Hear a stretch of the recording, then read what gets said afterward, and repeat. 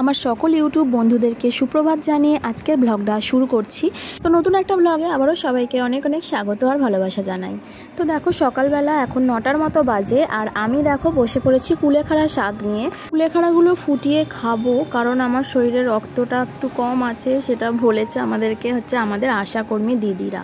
তো check up করছিল সেদিনকে স্কুল, মানে আমার মেয়ের স্কুলে, তো সেখানে আমাকে বলেছিল, তো তার জন্য কুলেখাড়াগুলো নিয়েছি দাদুর থেকে আর ভেবেছিলাম মেয়েটাকেও খাওয়াবো।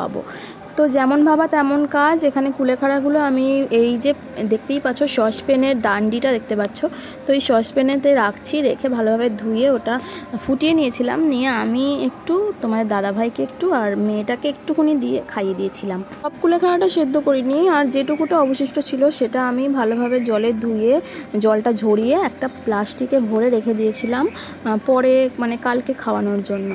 তো চলো এটা করে নিয়ে আমি এখন বসে পড়েছি পেঁয়াজ কাটতে। পেঁয়াজটা কি হবে বলো তো, সকালবেলা বানাবো চিড়ের পোলাও, মানে পোলাও নয় ঠিক, একটু পেঁয়াজ দিয়ে নুন হলুদ দিয়ে আমি চিড়েটা ভেজে নিই, মাঝে মাঝেই করি এটা, এর আগেও তোমরা ভিডিওতে দেখেছো। এরকমভাবেই ভেজেই চিড়েটা রান্না করে নেব। কারণ কি বলো তো, তোমার দাদাভাইকে বলেছিলাম মেয়ের জন্য পাতলা চিড়ে নিয়ে আসতে, ও মোটা চিড়ে নিয়ে এসেছে, আর মোটা চিড়ে না সেদ্ধ হতে চায় না, টপ করে খাওয়ানোও যায় না, তো তার জন্য ওটা নষ্ট করব, তাই ওটা ভেজে ওরকম রান্না করে নেব।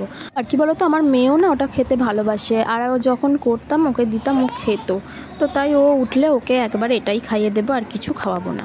তো চলো তাহলে বন্ধুরা একটু রেসিপিটা হালকা করে তোমাদের সাথে শেয়ার করে দিই।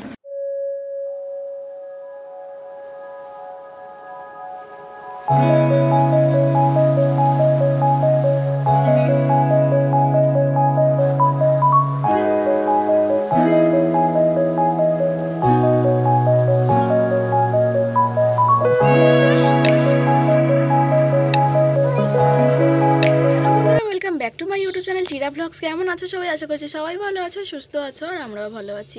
তো আজকে 9:30 থেকে আমার ব্লগটা স্টার্ট করে দিলাম, এখন সকাল 9:30 বাজে। আর ওদিকে দেখতেই পেলে চিড়ে করছিলাম, তো চিড়েটা রান্না করলাম, করে ওটা একটু কাকিমাকে পাঠালাম, ছোট কাকিমাকে, কারণ ওর একটা টিফিন ছিল অনেকদিন থেকে আমাদের বাড়িতে, আর খালি টিফিন আমি আর দিতে একদম ভালো লাগে না, মনে হয় এটা ওটা কিছু একটা দিয়ে ওতে তারপর পাঠাবো, তো তার জন্য এতদিন ফেলে রেখে দিয়েছিলাম। তো আজকে ওটা করলাম, আরও বেশি করেই করলাম, যে টিফিনে একটু দিয়ে পাঠাবো বলে। আরও কি বলতো, আমার শরীরটা ভালো লাগছে না, জানি না ভেতরে সর্দিটা আছে মনে হচ্ছে, তো জানি না তোমরা আমার গলা শুনে বুঝতে পারছো কিনা, গলাটা একটুখানি ভেঙে গেছে, আর আমার মুখেও কিছু ভালো লাগছে না খেতে।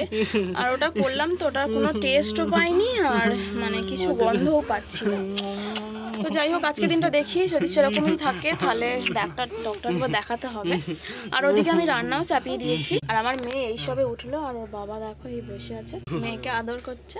তো যাই হোক, ওদিকে ভাত হচ্ছে, আর হচ্ছে ডাঁটা দিয়ে আলু দিয়ে মুসুর ডাল, যেটা আগেও তোমরা দেখেছো, আমি করেছি আগেও, তোমাদের সাথে শেয়ারও করেছি। আর করবো হচ্ছে আমের চাটনি। তো চলো মেয়েটাকে আবার খাওয়াবো, ওর জন্য একটু চিড়ে রেখে দিয়েছি, ও বাবা একটু খেলো, আমি একটু খেলাম, আর ওর জন্য একটু রেখে দিয়েছি।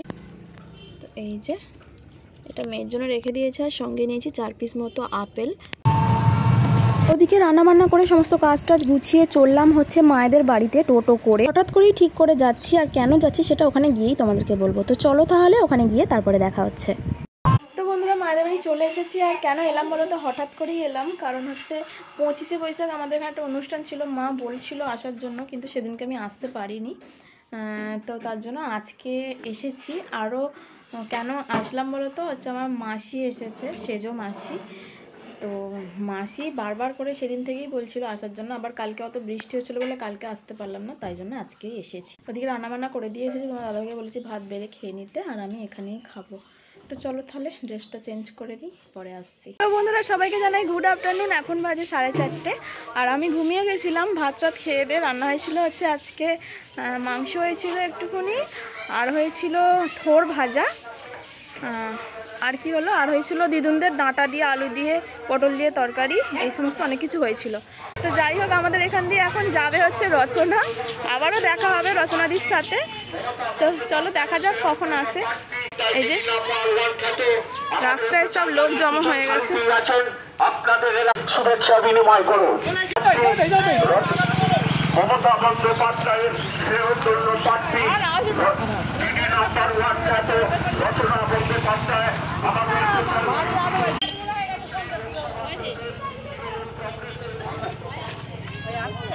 তো দেখতেই পাচ্ছ রাস্তাতে কত ভিড় দাঁড়িয়ে গেছে, ওই যে ওরা সব ওখান দিয়ে আসছে।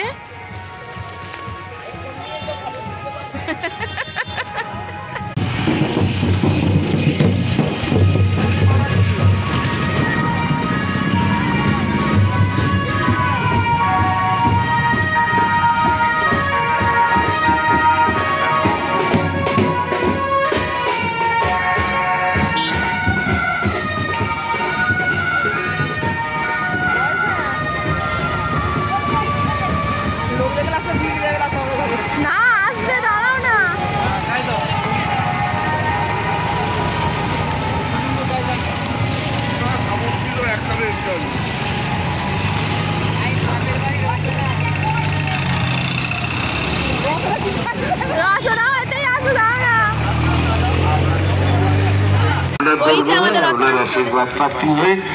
আপনাদের কাছে এসেছেন রচনা ব্যানার্জি, হুগলি লোকসভা কেন্দ্রের তৃণমূল কংগ্রেসের প্রার্থী।